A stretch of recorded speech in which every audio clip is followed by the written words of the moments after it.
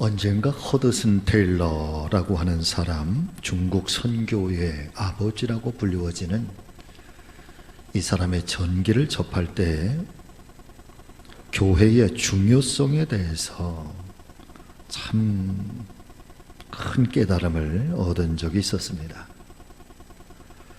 허드슨 테일러는 7년 동안 중국에서 최선을 다한 헌신된 사역으로 중국의 곳곳에서 참 많은 제자들을 얻게 됩니다.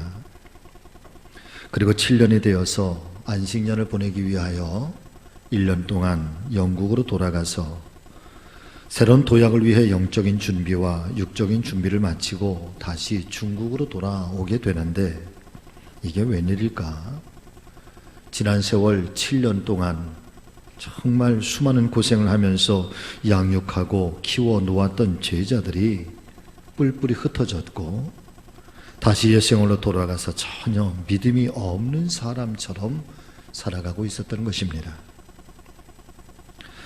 도대체 내가 없는 1년 동안 이 사람들에게 무슨 일이 벌어진 것일까? 허드슨 테일러는 그 이유를 깊이 묵상하다가 결국 한 가지 중요한 결론에 도달하게 됩니다. 그것은 그들에게 복음을 증거하고 말씀을 가르치면서 성도로 만드는 것까지는 성공했지만 그러나 한 가지 자신이 없어도 그들을 꾸준하게 양육해주고 믿음 안에 거할 수 있도록 이끌어줄 수 있는 영적인 어머니와 같은 교회를 세우지 못한 것이 결국에는 그들로 하여금 믿음을 잃어버리게 하고 흩어지게 한 결정적 요인이 되었다는 사실을 깨닫게 된 것입니다. 다시 말씀을 드리면 아무리 한 사람이 예수님을 영접하고 신앙을 고백한다고 할지라도 이 영적인 어머니와 같은 교회 안에서 계속해서 훈련을 받고 양육을 받고 그리고 돌보심을 받지 않는다고 한다면 결국에는 그 사람의 믿음이 물거품으로 돌아갈 수도 있다는 사실을 그 7년 동안 수고하고 애쓴 그 소중한 영혼들을 다 잃어버리고 나서야 깨닫게 된 것이지요. 사랑하는 성도 여러분, 우리의 신앙생활에 있어서 내가 어떤 교회를 다니고 있는가, 또한 어떤 교회에서 신앙생활을 하고 있는가 라고 하는 것은 대단히 중요한 의미가 있는 줄로 믿습니다. 어떤 분들은 훌륭한 교회를 만나서 더욱더 아름답고 위대한 그리스도인으로 성장하고 또 성숙해가는 반면에 그러나 불행하게도 어떤 분은 상처가 많고 뜻하지 않은 여러 가지 일들로 말미암아 그나마 겨우겨우 간직하고 있었던 믿음마저 흔들리고 신앙생활에 방황하고 있는 사람들을 우리는 종종 만나볼 수가 있게 됩니다. 그러므로 사랑하는 우리 성지교회 믿음의 가족 여러분, 저와 여러분들이 이 신앙생활을 하면서 정말 좋은 교회를 만났다는 사실이 하나님께서 우리에게 주신 얼마나 큰 축복인가라고 하는 것을 정말 우리의 마음에 깊이 새기고 또 깨닫게 되시기를 주님의 이름으로 축복합니다. 축복합니다. 하나님께서 우리에게 주신 이런 복도 저런 복도 있지만 그러나 정말 좋은 교회를 우리가 함께 이 신앙의 여정을 함께 하고 있다고 하는 것, 좋은 사람들과 함께 이 은혜의 길을 함께 나아간다고 하는 것, 이것은 주님께서 우리에게 주신 축복 중에 축복인 줄로 믿습니다. 그러나 여기에서 우리가 반드시 기억해야 할 한 가지 중요한 사실이 있습니다. 좋은 교회는 과연 누가 만들어가는 것일까? 남이 만들어주는 것일까? 아닙니다. 좋은 교회란 교회에 소속한 모든 성도들이 어린아이로부터 모든 노년에 이르시기까지 모두가 다 한 마음과 한 뜻이 되어서 우리 교회를 좋은 교회로 함께 세워가야 하고 또한 행복한 교회가 되도록 함께 노력해야 한다는 것입니다. 더불어서 우리가 함께 만들어 가야 할 또 다른 좋은 교회의 모습이 있다고 한다면 하나님께 쓰임받는 교회가 되어야죠. 그리고 하나님께서 쓰시기를 원하실 때에 그때에 준비된 교회가 되어야 한다는 사실입니다.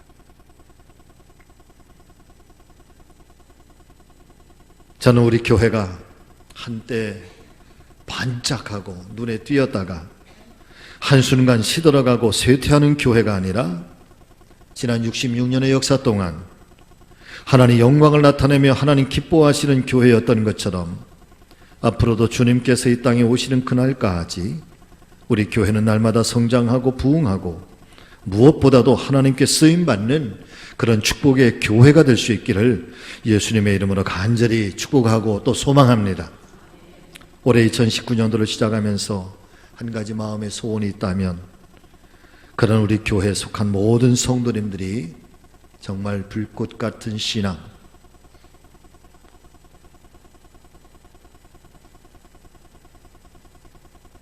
마치 들불이 확 번져가는 것처럼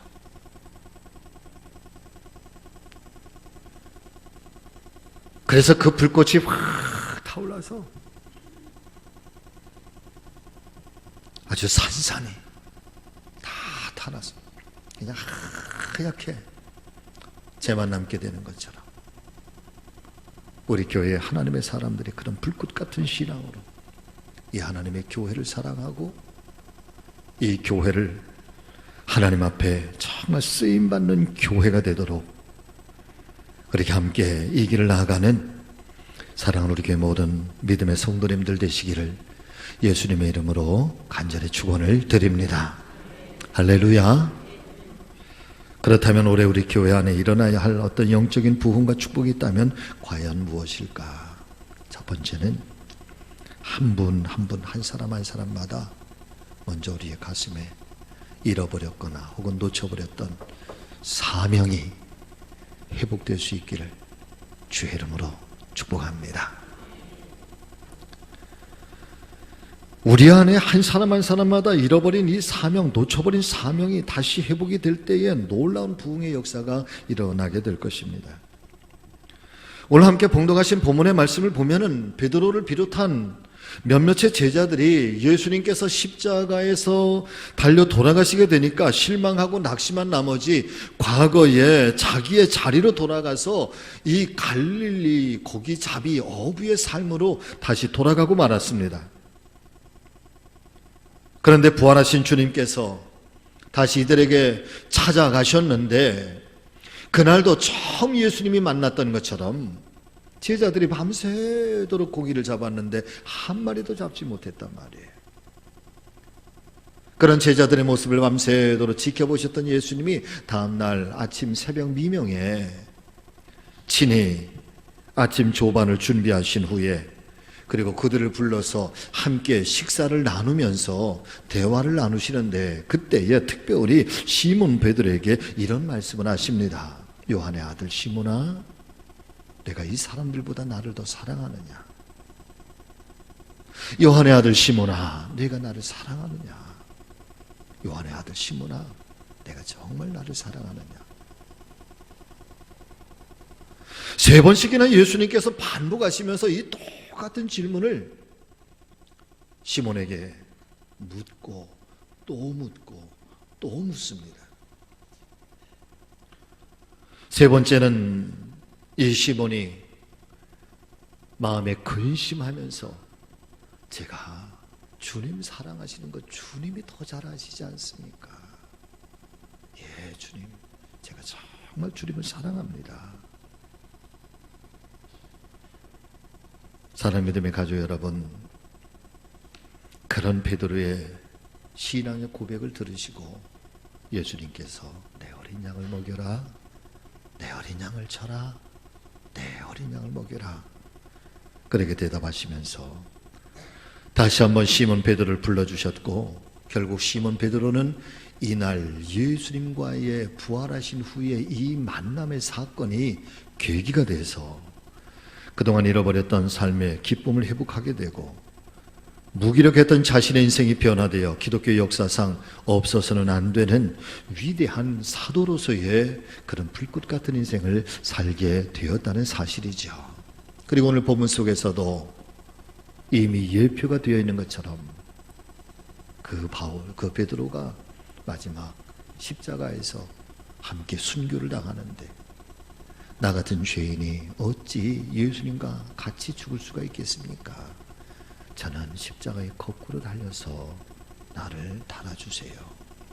그래서 기독교 야사의 시몬 베드로는 십자가에서 거꾸로 달려 죽었다, 순교당했다.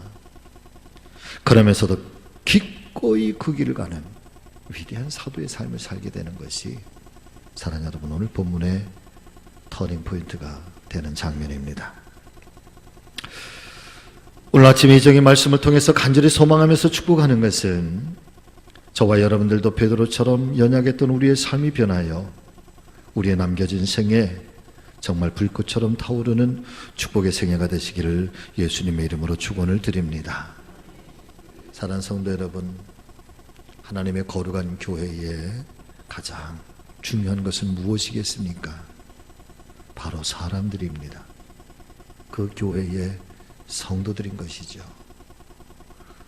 어떤 시설보다도 어떤 좋은 여건보다도 더욱더 중요한 것은 그 시대에 하나님의 역사를 위하여 깨어있고 준비되어 있는 사람들, 언제든지 복음을 위해서 하나님께서 부르실 때 예 주님 제가 여기에 있습니다, 하나님 나를 보내주소서, 하나님 나를 하나님의 도구로 사용하여 주시옵소서 라고 응답할 수 있는 사람들. 여러분, 하나님의 거룩한 교회는 바로 그런 사람들이 가장 중요하다는 거예요.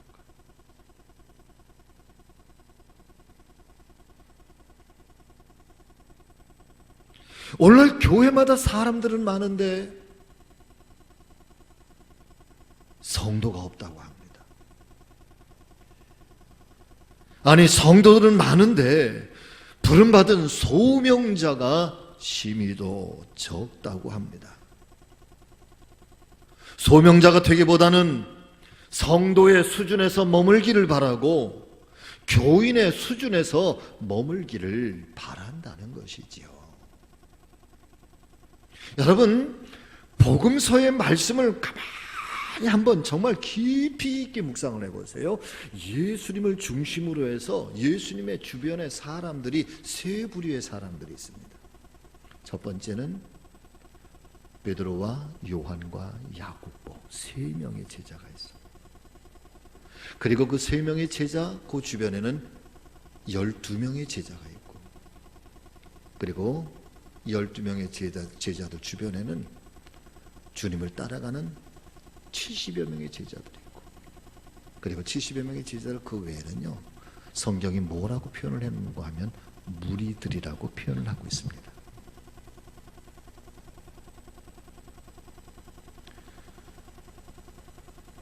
교회마다 사람들은 많은데 성도들이 없다. 성도는 많은데 소명자가 적다.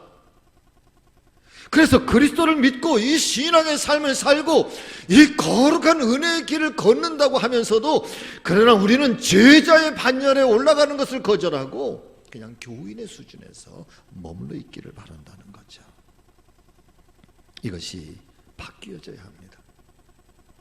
십자가를 내 삶의 중심으로 삼는 소명자들이 많아져야 하고, 하나님의 일이 내 삶의 부스러기가 아니라 내 생활의 중심이 되어야 하고 나의 전부가 되어야 하는 사람들이 점점 더욱더 많아져야 되는 줄로 믿습니다. 그럴 때에 사랑하는 여러분, 그 무기력한 인생, 재미없는 인생이 보람이 있고 의미 있고, 그리고 새로운 인생으로 바뀌어지고, 그 삶의 가장 중요한 것, 사명을 회복하라. 사명을 회복하라. 지금 예수님께서 베드로를 부르시고 있는 것처럼 저와 여러분들도 부르시고 계신다는 사실을 믿으실 수 있기를 바랍니다. 사랑하는 여러분, 내가 여전히 필요한 존재이기 때문에 누군가에게 부름을 받고 있다는 사실, 그것으로 행복해져 보신 적이 있으십니까? 때로는 너무나도 피곤하고 너무나도 지쳐서 조용히 있고 싶을 때도 있지만, 그러나 엄밀하게 따진다면 아무도 나를 찾지 않거나 아무도 나를 필요로 하지 않거나 아무도 나를 불러주지 않을 때, 이제는 내가 세상에서 잊혀진 존재가 되고 있다면 그때부터 내 인생은 참으로 심각해지는 것이 아닐까요? 아리스토텔레스라고 하는 아주 오랜 옛날의 철학자가요, 이 세상에 가장 불행한 사람이 누구냐? 건강하다가 병약해진 사람이 불행한 걸까? 많은 소유를 가지고 누리면서 살다가 그것을 잃어버린 사람이 불행할까? 아니면 늘 삶의 여러 가지 근심과 걱정과 염려 속에 살아가는 사람이 불행할까?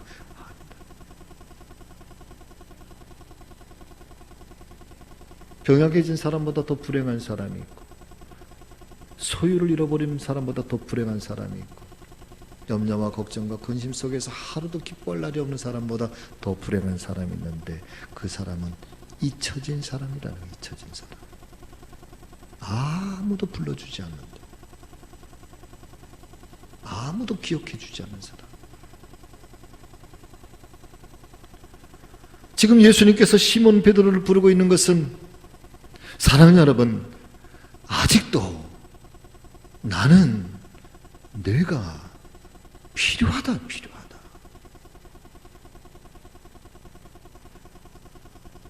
예수님에게 있어서 베드로는 도망간 제자, 낙심한 제자, 실패한 제자, 과거로 돌아간 제자로 끝나는 것이 아니라 아직도 나에게는 내가 필요하다. 도망간 제자여도 좋고 낙심한 제자여도 좋고 실패한 제자여도 좋다. 나를 부인하고 두려워서 그렇게 떠나간 제자여도 좋다는 거예요.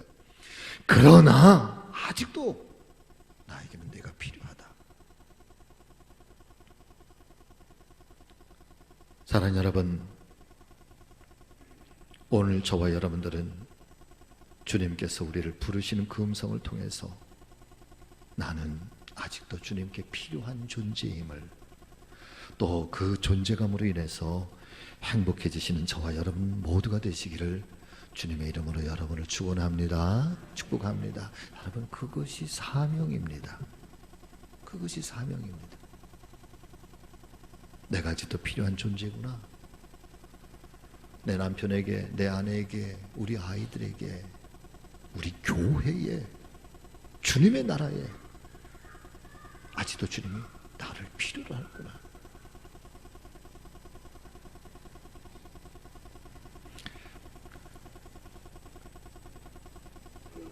조금 여담을 하나 드릴게요. 죄송해요. 제 딸내미 얘기를 해서. 저에게 딸이 하나 있어요. 근데 어제 청년부 예배를, 청년부 수련회를 갔다 왔는데 한 밤 10시 반쯤에 제가 오늘 설교를 일주일 내내 준비하고 어제 정리를 하는데 이 마지막 이 핵심 포인트를 자꾸 못 잡겠는 거예요. 그래서 이 부분에서 막 머물러 있는데 기도해도 영감이 떠오르지 않아. 여러분, 설교자가요, 목회자가 설교 준비에 핵심이 안 잡힐 땐 너무 괴로워. 기도를 잘못했나, 하나님이 오늘 영감 계시를 안 주시네 그러면서. 그런데 그래서 막 고민하고 있는데 딸내미가 청년부 예배를 마치고 와서 한 밤 10시 반쯤 다 씻고 제가 이제 설교 준비를 컴퓨터 앞에서 성경을 또 찾고 그러는데 딸내미가 오더니 제 오른쪽 뺨에 제 딸내미가 왼쪽 뺨을 갖다 이렇게 대더니 자기 얼굴을 막 이렇게 비비어. 부러우시지? 막 비비어 그랬더니 아빠랑 아버지, 내가 학교 들어가기 전부터 아버지라고 부르라 했거든. 아버지, 감사해요. 막 비비더니 감사해요. 아버지 감사해요. 아버지가 저희 아버지여서 감사하고 제가 아버지와 지금 함께 살고 있어서 너무 감사해요. 그리고 가는 거야. 그냥 느닷없이 와서 그냥 뺨을 막 비비고 그 얘기를 하고 가는 거야.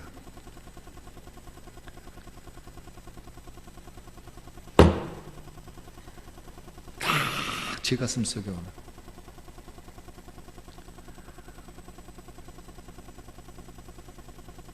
여러분, 보잘것없는데, 제 인생이 아무것도 아닌데 어느 날 하나님이 저에게 고마워,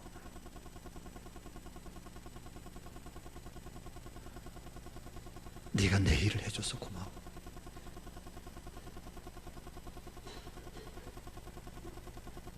아무것도 아닌데 아버지가 나의 아버지여서 감사하다고 하는 이 존재 자체만 가지고도 감사하고 누군가가 기뻐할 수 있는 것처럼, 오늘 베드로의 모습을 보면서 예수님이 실패자도 괜찮아, 도망간 자도 괜찮아, 시몬아 네가 나를 사랑하느냐? 예, 제가 주님을 사랑합니다. 그 질문과 그 고백 속에 내가 너를 필요로 해.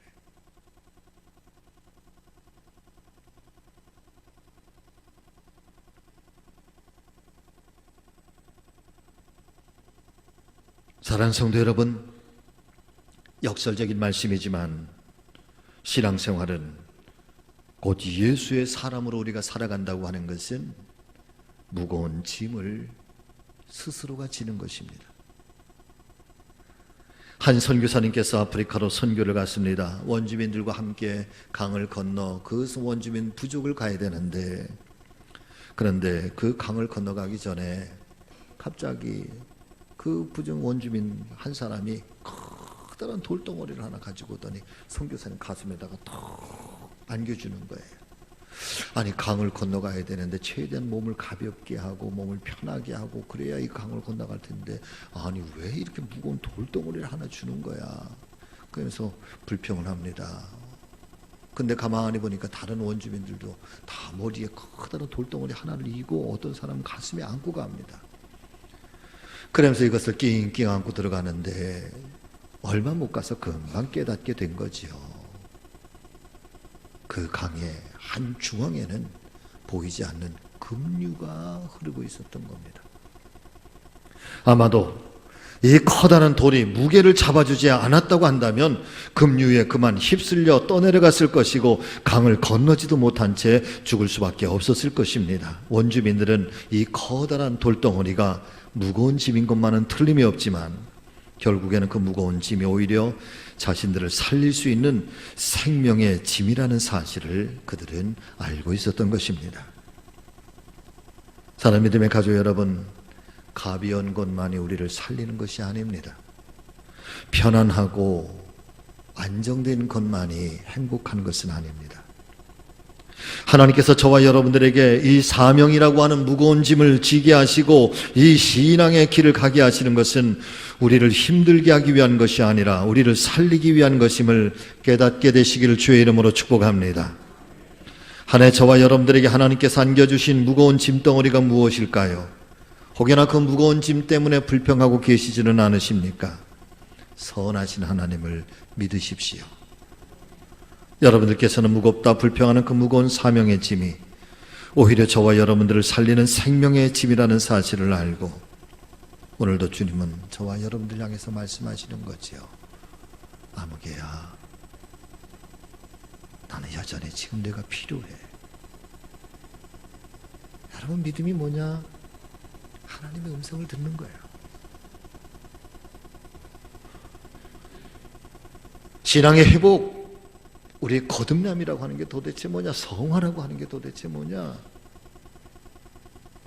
하나님의 은혜가 임하고 하나님의 말씀이 들려올 때 여러분 거기에 반응하는 거예요.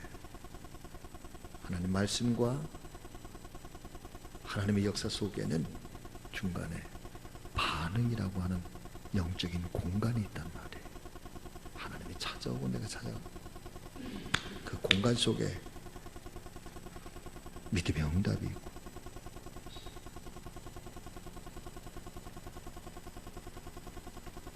하나님께서 저와 여러분을 부르고 있다는 사실이 행복한 것입니다. 두 번째로 하나님의 사람들은 주님을 향한 이 사랑의 심장이 뛰어야, 고동쳐야 불꽃 같은 인생을 살 수 있습니다. 유명한 빅터 프랭클린이라고 하는 사람의 단편 소설 중에 고개사의 헌신이라고 하는 책이 한 권 있는데, 그 내용에 이 아주 난쟁이, 키가 작은 난쟁이 고개사가 늘 자기는 거리에서 물구나무를 쓰고, 그리고 그 짧은 발을 가지고, 작은 발을 가지고 공을 굴리고, 그 다음에 접시를 돌리면서 하루하루 근근하게 삶을 살아가게 됩니다. 그런데 세월이 지나가고 나이가 들면서 이제 체력이 떨어지니 그 일도 제대로 할 수가 없지요. 그러니 난쟁이 고개사를 궁휼히 여긴 그 마을 성당의 신부님이 이 난쟁이 고개사를 성당에 잔시부름을 하면서 살 수 있도록 여러분 그렇게 궁휼을 베풀어 주었습니다. 그런데 참 이상한 것은 그렇게 해서 성당에 들어와서 살아가는 이 난쟁이 고개사가 삶의 의미를 잃어버려요. 재미를 잃어버려요. 그러면서 점점 말라가요. 생기가 사라져요. 그러던 어느 날 우연하게 말씀을 강론하는 중에 하나님께서는 어떤 사람이든지 그 사람만이 간직한 특별한 재능, 그 사람에게만 주신 특별한 재능을 하나님이 주셨는데, 그러므로 여러분 그 재능을 주님께 드리세요. 주님께서는 그 재능을 통하여 기쁨을 얻기를 원하십니다 라고 하는 이 말씀을 듣게 되는데, 그 말씀 앞에 난쟁이 고개사의 마음에 이런 생각이 들어오게 됩니다. 내가 가진 재능은 거꾸로 서서 공 굴리고 접시 돌리는 것밖에는 없는데, 이것이라도 주님께서는 기쁘게 받으실까? 그리고 마음에 결심을 하고, 낮에 하자니 사람들 눈에 뜨일까 창피하고, 그래서 아무도 아직 일어나지 않은 하루의 첫 시간 새벽 컴컴한 때에 내가 이때 하나님께 내 재주를 통해서 하나님께 기쁨을 드리겠노라. 그리고 성당에 나와서 성당의 예수님 십자가 상 앞에서 사랑하는 여러분, 이 매일처럼 웅크리고 엎드리고 물구나무를 쏘고 공을 굴리고 땀을 펄펄 흘리면서 접시를 돌리고, 그러면서 삶에 보람이 생겨나, 생기가 생겨나기 시작해요. 그런데 어느 날 다른 청소부가 그 새벽에 청소하러 우연히 왔다가 그 캄캄한데 아무도 없는데 예수님 십자가 앞에서 누군가가 가만히 보니까 난쟁이 고개사가 그렇게 재주를 부리는데, 이게 재주가 아니라 자기가 볼 때는 어떤 미친 사람의 미친 행동처럼 보이는 거예요. 그래서 쪼르르 달려가서 신부님에게 달려가 있는 사실을 다 얘기를 했네, 고자질을 했네요. 신부님이 정말 그런가 사실을 확인하기 위해서 저 뒤에서 숨어 있다가 다음날 새벽에 몰래 숨어 있다가 보니까 그 다음날 새벽에 여전히 이 난쟁이 고개사가 들어오더니요, 예수님 십자가 상 앞에 가더니 이렇게 고백을 하는 거예요. 신부님에게는 들리지가 않는 거예요. 주님, 제가 가진 재주는 이것뿐입니다. 오늘도 저의 재주를 보시고 기뻐하시기를 바랍니다. 그리고 나서 그냥 그 작은 몸을 가지고 몸을 웅크렸다가 폈다가 그 조그만 발을 가지고 막 공을 굴리고 접시를 돌리고 그저 거기에 몰입해서 땀을 펄펄 흘리고, 근데 이런 사실을 모른 채 멀리서 숨어있던 신부님이 보니까 청수부가 말한 것처럼 예수님이 십자가 앞에서 이상한 행동을 하고, 그래서 혼쭐을 내려고, 그리고 그 자리에서 벌떡 일어섰는데, 사랑하는 여러분, 그때 놀라운 광경이 그의 앞에, 신부님 앞에 펼쳐지기 시작하고 환상이 보여지기 시작하는데요, 십자가 상에 있던 예수님이 내려오시는 거예요. 그러더니 그 앞에서 가장 어린아이처럼 그렇게 재주를 부리고 있는 이 난쟁이 고개사에게 예수님이 다가가셔서 난쟁이 고개사를 온몸으로 품으시고 그의 얼굴에 흐르는 땀방울을 예수님의 손으로 다 닦아주시고, 그러시면서 예수님이 이런 말씀을 하시는 거예요. 그대가 나를 기쁘게 하였노라. 그대의 땀을 내가 받았노라. 그대의 눈물을 내가 받았노라. 그때에 신부님이 그 광경을 보고 그 자리에 털퍼덕 주저앉으면서 신부님이 고백하는 말이에요. 주님, 저도 이 고개사처럼 주님을 사랑하는 마음을 주옵소서. 그래요. 주님 사랑하는 마음을 주옵소서.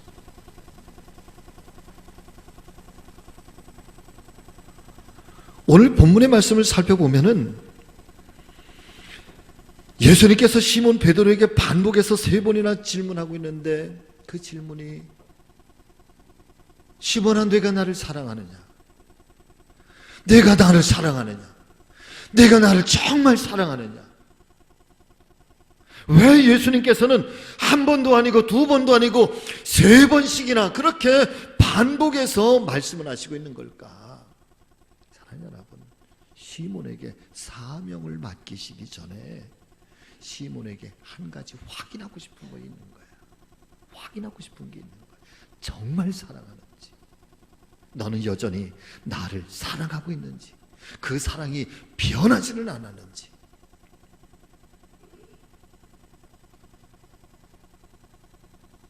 얼마 전에 한 권의 책을 이렇게 뒤적거리다가 제가 그 안의 내용에 짧은 내용 중에서 참 은혜를 많이 받았습니다. 더치 휘츠라고 하는 목사님이 지은 책 중에 우리나라 말로는 당신의 심장이 다시 고동치게 하라, 당신의 심장이 다시 뛰게 하라, 이 말로 번역이 되어 있는데요. 이 책을 쓰게 된 동기에 대해서 아주 간결한 얘기로 이렇게 들려주고 있습니다. 아주 심장병을 앓고 있었던 절친한 지인이 심장 수술을 받게 되는데 그 심장 수술을 받는 장면을 참관하는 거예요. 근데 심장 수술을 받게 되면은 심장을 열면, 개복을 하면은 그 심장이 멈추잖아요. 수술하는 동안 심장이 뛰지를 않는단 말이에요. 그리고 나서 수술을 하고 난 다음에 시간이 되면 이 심장이 다시 뛰어야 되잖아요. 펄떡 움직여야, 그래야 사람이 사는 거거든. 근데 수술을 다 마쳤는데 이 심장이 뛰어야 되는데 안 뛰는 거예요. 심장 마사지를 하고 아무리 애를 써도 뛰질 않아. 골든 타임이 지나가는 거예요. 이제 조금만 더 지나가고 나면 이 심장이 더 이상 살아날, 움직일 기미가 없으니까 이 사람이 죽는 거거든. 그때에 이 닥터가 무의식 중에 있는 지인 귓가에 대고 뭔가 속삭여. 뭐라고 이야기를 해. 그런데 이상하죠. 그 얘기가 끝나고 나서 얼마나 안 지났는데 사람 심장이 펄떡 움직이기 시작하는 거예요. 살아라. 모든 것이 잘 마치고 난 다음에 궁금하잖아요. 이 더치 휘츠 목사님이 그 의사 선생님에게 이런 질문을 합니다. 선생님, 도대체 환자에게 무슨 말을 하셨습니까? 그랬는데 멈춰있던 이 심장이 다시 살아 움직이기 시작한 것입니까? 그때 의사 선생님께서 이렇게 말했다는 것입니다. 우리는 별다른 말을 하지 않았습니다. 다만 이 이야기를 했을 뿐입니다. 환자에게 속삭이고 그랬다는 거예요. 나는 지금 당신의 심장을 뛰게 할 수가 없습니다. 나는 지금 당신의 심장을 뛰게 할 수 없습니다. 그러니 당신이 당신의 심장에게 지금 다시 뛰라! 명령을 내리십시오. 당신의 심장이 다시 뛰라! 당신의 심장이 지금 고동치라! 그렇게 명령을 내리십시오. 그랬는데 잠시 뒤에 그 심장이, 멈춰있던 심장이 뛰기 시작하는 거예요. 그러면서 사랑하는 여러분, 이 책을 쓰는데 하나님의 사람들은 하나님을 내 인생의 희망으로 삼고 하나님을 향한 이 사랑으로 자신의 심장을 뛰게 하라, 자신의 심장이 고동치게 하라, 다시 뛰게 하라. 너무 간결한데 충격적으로 다가와. 사랑하는 우리 믿음의 가족 여러분, 여러분 복음을 향해서 여러분들의 심장이 다시 뛰기를 주의 이름으로 축복합니다. 하나님의 나라를 위해서 우리의 사랑의 심장이 여러분 고동치기를 바랍니다. 여기가 뛰어야 돼. 여기가 뛰어야 돼. 여기가 살아있어야 돼. 견딜 수 없을 만큼 여기가 뜨거워서 여기가 펄떡 뛰고 있어서 주님을 향한 사랑의 마음이 펄떡 뛰고 있어서 이 고동쳐야 돼. 이 심장이 주님을 향한, 이 교회를 향한, 하나님 나라를 향한 이 사명의 심장이 여러분 다시 뛰어야 돼. 그래야 그 세계가 하얗게 산산이체가 된다고 할지라도 기뻐하며 행복해하며 십자가에 거꾸로 달린다고 할지라도 여러분 그 길을 가는 거예요. 심장이 뛰어야지. 예, 주님, 제가 주님을 사랑합니다. 예, 주님, 제가 주님을 사랑합니다. 예, 주님, 제가 주님을 사랑합니다. 그때 비로소 그 사랑을 확인한 주님이 내 양을 먹이라고, 나를 따라오더라고. 저는 우리 교회 이 한 해에 한 사람 한 분 한 분마다 이 심장이 뛰기를 주의 이름으로 축원합니다. 불꽃 같아지기를 주의 이름으로 축복합니다. 들불이 번져가는 것처럼 이 생명의 불이, 이 복음의 불이, 이 사명의 불이, 이 교회를 사랑하는 뜨거운 하나님 은혜의 불들이 한 분 한 분마다 여러분 다 불타오를 수 있기를. 그래서 이 한 해가 하나님 거룩한 역사를 감당하는 놀라운 축복의 한 해가 되기를, 그리고 여러분들의 가정이 그렇게 든든하게 세워지시기를, 여러분들의 자녀들이 그 믿음 위에 단단하게 세워지시기를 예수님의 이름으로 축복합니다.